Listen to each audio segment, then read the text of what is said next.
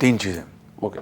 نوجوان نسل کو گیلونائز کرنا ہے, ان کو تعلیم کے زیور سے آراستہ پیراستہ کر. اس کے لیے جتنا بھی خرچہ, جتنی بھی انویسٹمنٹ ہوتی ہے, that is not expenditure, that is investment in our future. اور یقین کریں کہ یہ کروڑوں بچے اور بچیاں اگر ان کو صحیح تعلیم ان کو مل گئی, میں ڈیٹیل میں نہیں جا رہا, مثال کے طور پر اسکول ہے, 8ویں یا 9ویں کلاس میں آپ بچے کو یا بچی کو جج کر لیں گے پرفارمنس کہ اس نے لیڈر کے اوپر جانا ہے یا اس طرف آپ نے اس کو ووکیشنل ٹریننگ پہ لے کے جانا ہے. کیوں خرچے آپ ان کو لے کے جائیں, مزاج نہیں ہے یا اس میں اتنی محنت کی عادت نہیں, اس کو ادھر لے جائیں, ووکیشنل ٹریننگ دلوائیں, وہیں اسکول میں آپ اس کی ایکسٹینشن کر دیں, ٹرین کر کے میکینک بنا دیں, موٹر میکینک بنا دیں. I T is our future. I T میں ہم میسیو انویسٹمنٹ کریں, اور یہ جو نوجوان نسل ہے اس کو آئی ٹی کے اندر چائنا ہم ہزاروں بچے بھجوائیں, ٹرکی بھجوائیں, وہاں پر ان کی ٹریننگ دلوائیں.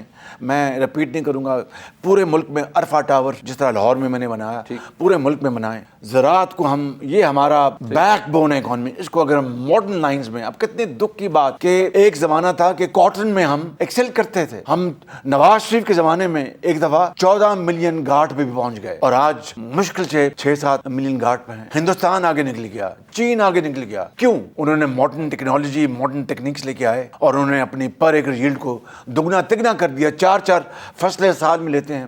آپ کے بہت اعلیٰ ادارے, ایوب ریسرچ سینٹر اور اس طرح کے دوسرے ادارے آج دم توڑ چکے ہیں, الو بولتے ہیں وہاں پر. You have to revive them, اور وہاں پر آپ بہترین میرٹ پر لے کے آئیں, ایکسپرٹس لے کے آئیں, آپ پروفیسر لے کے آئیں, وہاں پر ریسرچ کروائیں. اس طرح زندگی بنتی ہے.